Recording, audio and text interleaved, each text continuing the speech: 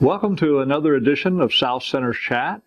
Please stay tuned. We have a special guest today. Brad Bergefurd looks back over a career with Ohio State University Extension. We'll be right back.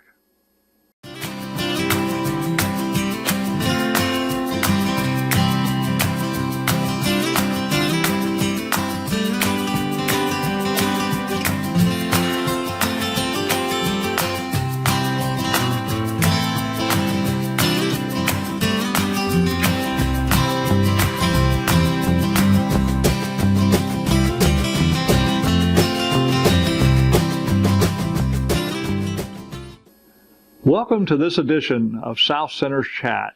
My name is Tom Worley. I serve as director at Ohio State University's South Centers here in Piketon, Ohio, and we welcome you to our visit today with Brad Bergefurd. And we welcome Brad to the chat today to join me and really reflect back on a career. Brad has chosen to retire and has a new future career that he's going to start, but he certainly has a long record with Ohio State University that we're interested in really sharing with folks that are tuned in today, Brad. So I know that starts way back as a teenager, and so maybe that's the best way to start, is how did you first come in contact with Ohio State University? Okay. Well, yeah, pleasure to be here, and sort of a sad week coming to the end of a 32-year career with OSU, but like you said, it did start when I was 16 years old. I was born and raised on a vegetable farm up in northwest Ohio in Fremont, and with Ohio State College of Agriculture, we have outlying research branches throughout the state that have emphasis areas that they do research in. And having a vegetable background, being born and raised on a vegetable farm, the Fremont branch of OARDC, Ohio Ag Research and Development Center, the vegetable crops branch, was just a bike ride across the river from Mom and Dad's farm. And my dad sort of encouraged me. He had always, I knew the farm was there. I sort of drove by it and looked, but never really knew much about it. And Dad was telling me when I turned 16, you know, Brad, you ought to look and see if they need some student help over there working at the research farm. So that's what I did. It wasn't a bicycle, but I was driving a three-wheeler ATC at that time because I wasn't quite old enough. When I first talked to the farm manager over there when I was 15 and a half, I went over and talked to him about a summer job, and he says, "Oh, Brad, I was Charles Willer at that time. He was the director or the branch manager of that research station." And he says, "Well, Brad, it's Ohio State rule that we can only hire if you're 16 years old. So come back and see me next spring." So that's what I did when I was 16. Then I went and drove that same ATC over to the vegetable crops branch, and I guess it goes clear back to Charles Willer, who was the manager, giving me my first opportunity to even know what vegetable crops research was, because as a summer student in high school, I was right on my hands and knees with a lot of the best vegetable faculty members that Ohio State has ever had. Dr. Dale Kretschmann, Dr. Stan Berry, who actually invented a lot of the early processing tomato varieties for the processing tomato industry in Ohio. And, here's this young 16-year-old kid just learning the ropes, but I learned what it takes to do that applied research, and then how that applied research, that those, even some of the basic research, which then went to applied research that those faculty members were doing. And then I seen the farmers coming to field days and wagon tours and actually looking at the research trials, and many of them were adopting the research that was being done. So actually I did that as a summer student in high school for 4 years. 4 years of summer work. During high school. And then, I first was going to be a wildlife biologist when I was a freshman. But then working at that research farm, that sort of got me a passion of looking at the research end of things. And so then I went to Ohio State and became a horticulture major, and guess what I did the next 4 summers? I was a summer research assistant as a college student working at the vegetable crops branch. And back up there at your home area. Back up in Fremont, because I'd go back home to farm with Dad on our vegetable farm. So I was a summer student then in my college career and did some internships at the vegetable crops branch, and again, really got along with the faculty really well, and learned, every year kept learning more and more about replicated research and treatments and how you got to treat the whole, everything the same. And the data quality collection. of the data, data collection and so forth. So after summer students in high school, being a summer student throughout college, doing a couple internships with them, and actually my senior year did a special project with Dr. Mac Rito, who's since retired, but he was a vegetable plant pathologist at OSU, and Mac took me on and put me on a special project just looking at new vegetable or tomato fungicides. And I was the guy in charge of making all the treatments and mixing up the concoctions of all the experimental fungicides and so forth. Now, had you graduated with your undergrad degree at that point? That I had just graduated, and then that summer I worked for Mac on that. And then that project actually rolled in another 2 years. So I graduated in 90, continued that project up until the fall of 92, and then, like I said, we had a lot of field days and a lot of farmer tours and so forth. And being a summer student there, I would teach about Dr. Rito's project, and I would lead a lot of those tours. And I forget what administrator it was, one of the OARDC administrators, but they pulled me to the side and said, "Brad, would you ever consider a career in extension?" I really didn't. I mean, I was a 4-H agent. I really didn't know what extension was. But I said, yeah, sure, I'll check it out. So that's what I did then throughout the winter of 90. It would have been 90, 91, 91. Winter 93. I explored extension opportunities in extension. And that came to fruition in Geauga County. I interviewed, really, they gave me a few options, but being in northern Ohio, Geauga County was the closest opening. So lo and behold, I interviewed, and that Geauga County is in the snow belt, and they don't shut down. And so I went to the interview, I think it was February, maybe early March, and it was a blizzard up there. Wow. And still did the interview. I drove through all that snow, and that was my first time. A lot of my clients, when I began my work with OSU, this career, were Amish and Mennonite clients. Well, Geauga County has a lot of Amish and Mennonite clients, and I walk into this interview, and I think 8 out of the 10 farmers were Amish farmers. I didn't really care, I didn't know much about them. I hadn't been around them much, but they're very active in the specialty crop, vegetables, and wanting to grow that industry in their county. So interviewed with them, and lo and behold, I got offered that position. So spent 2 years in Geauga County. Helped a bunch of dairy farmers become vegetable farmers, because there was a grade B cheese plant in Middlefield that the farmers grew their grade B milk in because they couldn't use coolers. And so when I came in, those farmers had just lost their contracts, and they chose to remain farming but become vegetable farmers. So here's this young guy just starting an extension. I had to help a bunch of dairy farmers learn how to be vegetable farmers. And they also needed a market, and so I helped them develop the very first wholesale produce auction in Geauga County, which is still going today. I'm proud to say that was the first wholesale produce auction. That's over roughly 30 years. That was the oldest and first produce auction. So this young guy, thank goodness I wasn't married, didn't have kids at the time, because I was able to really put a lot of nights and sitting down with farmers and farm visits and teaching these dairy farmers how to be vegetable farmers. And then the county agent thing as a horticulture agent for Geauga County was good, but you also didn't have the research opportunities.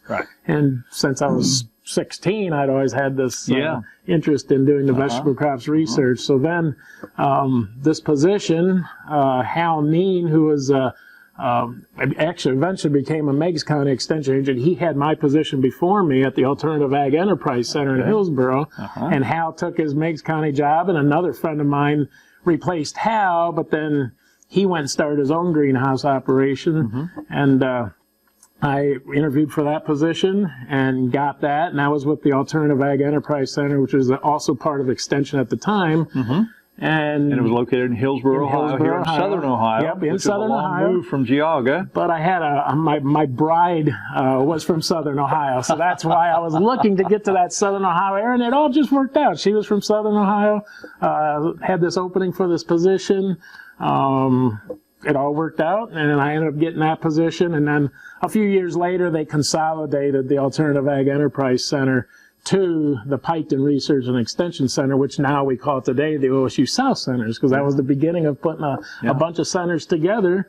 And that's where I've been for the last here at Piketon for the last 28 years, and love my job. The reason I like the Alternative Ag Enterprise Center and the Piketon Research and Extension Center is because of what they're called, research and extension. They're melded together. They're melded together. Very applied research. Working at the research farm, I was very involved with the research, but I never could have the interactions with the farmers as well as I wanted. Right. And then being the Geauga County Extension agent, I was interacting with the farmers, but I couldn't do the research. There was no research opportunities. It was pretty much limited to the county, or by and large, not totally. Yes, because it was Geauga County. You're focused. So that's what drew me down to this position that I am retiring from, was the research and extension component.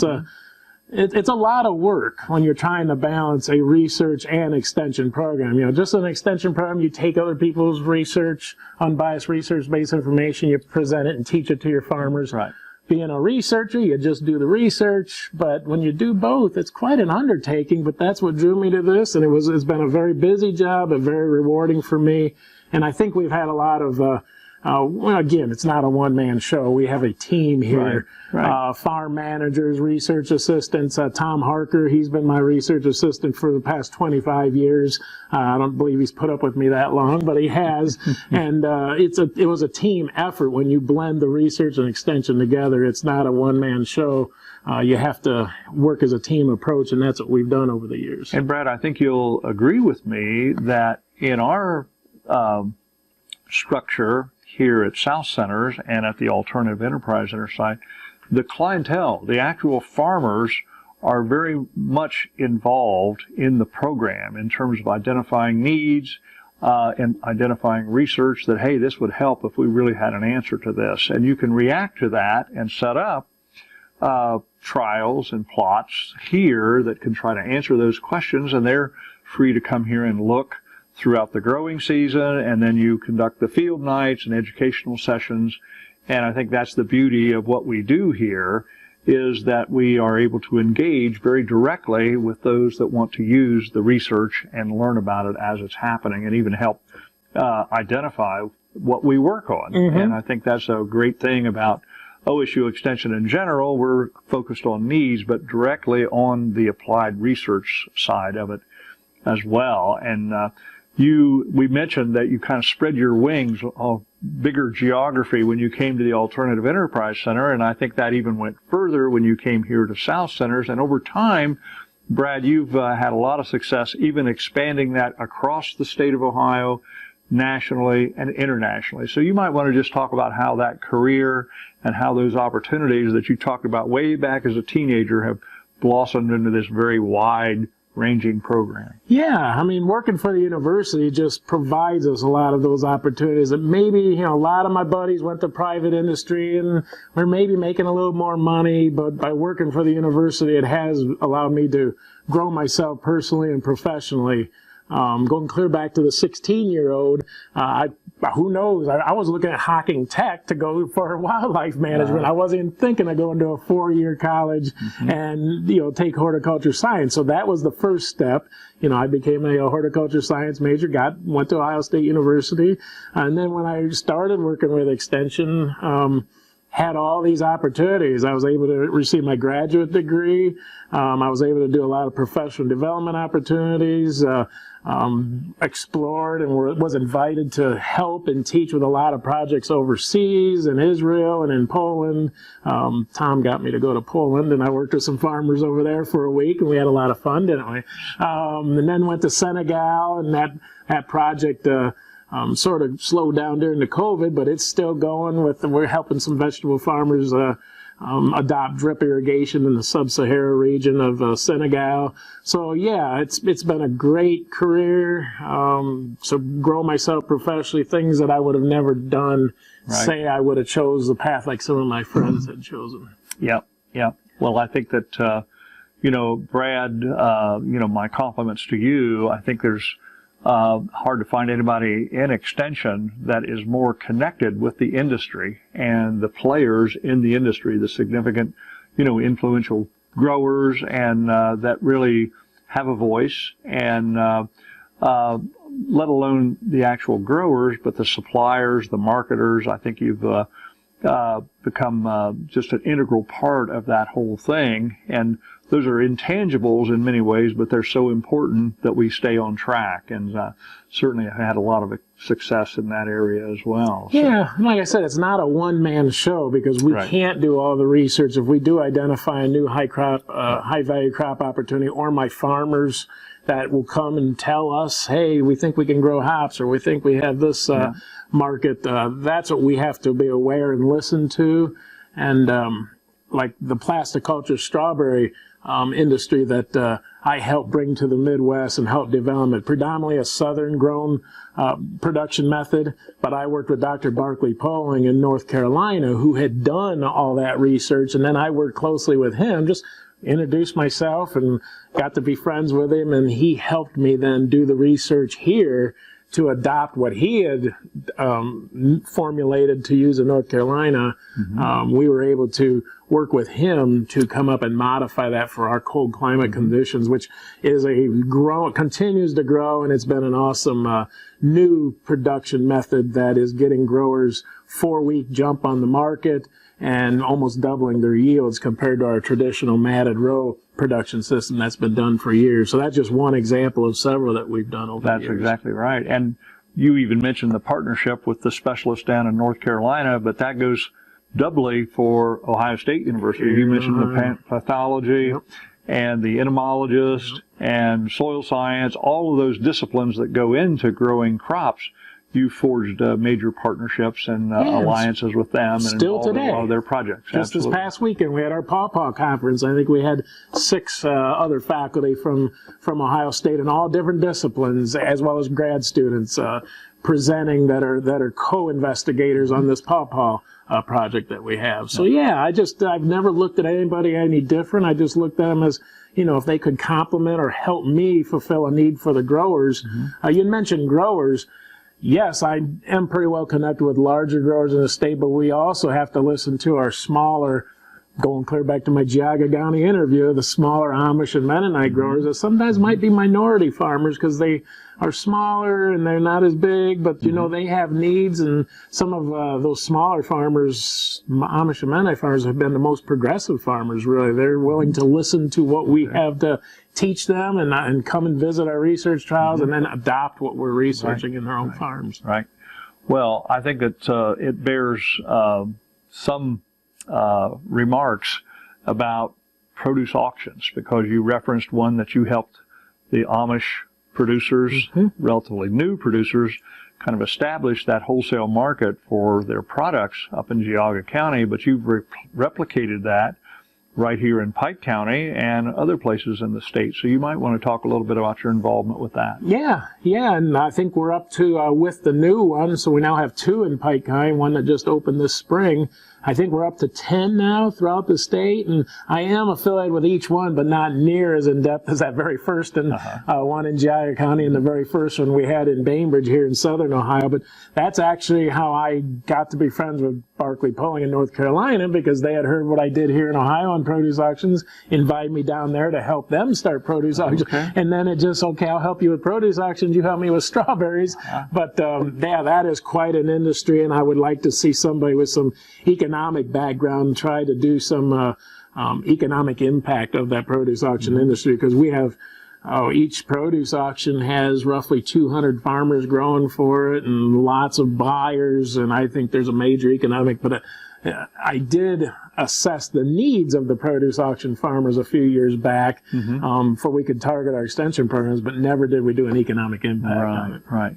You wouldn't be able to venture a guess as to the total value of produce sold through a Bainbridge market for instance? It'd be in the millions of dollars, though. Yeah, and we have different sizes of auctions too. So I'd say the auction gross sales will range from about $1 million for a smaller auction, up to probably, just from what they've told me, the managers have told me, up to pushing $6 million per auction. But it's a pretty big statewide industry. It's a pretty very significant. Yes. When you divide that out, even by the total number, it's still a significant number per farm. And everyone understands that it doesn't do any good to grow it if it doesn't get marketed properly, and when it's still fresh and still has value to the consumer. And that's the beauty of the produce auction, that the buyers can come on a given day and find what they're looking for to take home to provide their consumers and so forth. So I would say just about all the high-value specialty crops we have researched, it's always been driven by a potential market. It might have been a flicker of a market potential, or it might have been a pretty big market potential that was hitting us right smack dab in the face, that we probably should have been doing the research a little bit in advance. But a couple of those has been the hops industry. When the microbrewing industry started growing, we thought we had a big market with 70 breweries back 12, 13 years ago when we started to bring back the hop industry, hop growing to Ohio. Today we have 400 breweries in the state. In Ohio. So my goal was to provide for hops, have my farmers grow hops for those 70 breweries, which they've exceeded that. Our Ohio farmers are now selling to 100 breweries, but now we've grown to 400. So that market is grown. And then like the Pawpaw Conference we had this weekend, the fresh market produce buyers, the ice cream manufacturers, the brewers, Pawpaw beer is just taken off. And I wish we would have started this Pawpaw research back, 10 years ago, for we could have had the farmers all ramped up to take advantage of these markets. But we don't see it going anywhere, going away anytime soon. Right. So. Elaborate a little bit on pawpaws and kind of the attraction and how fervently certain people are about pawpaws, and how that goes back to, it's naturally growing, but also what you're doing in terms of trying to really bring it under cultivation, so to speak, in an orchard setting. Right. Well, we started looking at them here at Piketon back probably 20 years ago, just dabbling, putting a few out, because we had a few growers growing them at that time, but the market potential wasn't there. So now that the brewing market potential, and I'm working with our fruit growers marketing cooperative here in the state, and they want to add pawpaw to their fruit supply. That's why I said we need to do the research to help our folks adopt that. And pawpaw is a native tree fruit species to the region, to the Midwestern U.S., but we've never really spent the research and the time to commercialize it or to make it a true orchard type of a production system like we have for apples. So that's what I hate retiring. We don't have that quite done yet, but we got a good start, and I got a lot of other faculty members that are working with me, and I think they'll continue to carry the ball. And we have developed right here at South Centers a pretty good orchard system. We got to fine tune it, but I think farmers, at least the feedback we got this weekend at our conference where we had about 70 some folks attend, we have enough preliminary information that farmers can now. I always said we make the mistakes where the farmer doesn't have to, and we've made our fair share of mistakes, but when we make mistakes, it doesn't cost near as much as when a farmer makes those mistakes. So we've made mistakes. The farmers can now take this, and I have high hopes that our faculty, the co-investigators I'm working with, will even take it into the future. And we have a lot of good students working on this project too. Absolutely. And I think this the orchard that we've established here at South Centers has to do more with varieties. Is that right? Actually, we do have some varieties that are grafted onto that. But then if you also look at that, it's a high-low input trial, similar to what we've done with pumpkins and so forth. And how much can you put into an orchard, and how little can you put in, and then what are those economic trade-offs in terms of an earlier crop, a higher yield? And we do see that little addition of a few little inputs into the high input side, it's side-by-side comparison, tremendous growth, earlier bloom time. It just, that in itself was some good information. It's a big payoff. That'll be a big payoff for farmers. Yeah. Well, Brad, I know our time is getting down here, and I don't want to end this or let time expire on us until you kind of talk a little bit about your future. That I mentioned he's going to start a whole new career after such a long one at Ohio State University, and you've alluded to some other extension people that maybe earlier in their careers made the step over into private industry, and that's about what you're going to embark upon here. Yeah, so you might want to share that. Yeah, that's what I'm going to do. I really never knew that there was a position out there very similar to what I have been doing the last 32 years. And I got to know this company, Brandt Fertilizer out of Illinois. It's a family-owned 69-year-old company. They're into specialty crop fertilizers as well as agronomic. And when I was there teaching on plasticulture strawberry, we just got to know each other and talking about nutrition programs. So they had an opening here in Ohio, Eastern Corn Belt region. I was busy enough with Ohio. Now I'm going to be doing the same thing in 5 states. So I'm not even going to have 24 hours off on this vacation or retirement. I'm going to be in Springfield, Illinois on June the 1st for new employee orientation. But Ohio's going to be one of my states. Still going to be here and look forward to working with the university faculty, the extension agents, as well as the farmers here in Ohio to continue conducting crop protection and nutrition program research as part of this new role as a technical agronomist. Does Brandt actually have research facilities out in Illinois that they do some of this on? And I'm looking forward to seeing it. They have a pretty big research operation right in Illinois, but then the folks that are regionally located throughout the U.S. Do a lot of work, cooperative partnership work with universities and on-farm research. So looking forward to it. So that's part of our hope, is that we'll be able to maybe still benefit from Brad's experience and some of the research that might be carried out with products and ideas that he has from the commercial side coming up. But Brad, we're down to a minute or so to go here, and I just would add that this is meant to be a way to congratulate you on a long and successful career, highly visible career with Ohio State University, and especially with Ohio State University Extension. And we're certainly going to miss your presence among us here at OSU South Centers, your leadership for the program, and your leadership for new people that come along to OSU and are new to the Extension program. You've been a great mentor. I think along the way you've touched so many farmers and growers and young people across the state and beyond that we certainly want to acknowledge all of that and express our appreciation to you for what you've accomplished and what that accomplishment has led you to new opportunity. And we certainly look forward to staying in touch with you. And who knows, maybe we'll get Brad back here in a year or so to kind of get the view from the other side. And I've kidded you a little bit about that green grass that we all wonder about sometimes, and you're going to get to experience that. And we'll be interested in knowing how that is working out for you. I'd like to thank you too, Tom, for your support over the years, and for all the staff and all the assistants here that have helped me throughout my career. So I couldn't have done it without everybody and your support. Well, appreciate that. And it takes the ideas. I'm happy to support ideas, and Brad, I think, embodies that so-called entrepreneurial spirit, willing to take it on and try it. Let's see what happens. And I think that's so important that we not wait for the other guy, that we jump in there and move ahead. So, Brad, thanks again as we wrap up, and my pleasure to have had this opportunity with you today. But for this time, we'll wrap up this South Centers chat and look forward to you all next time. Thank you.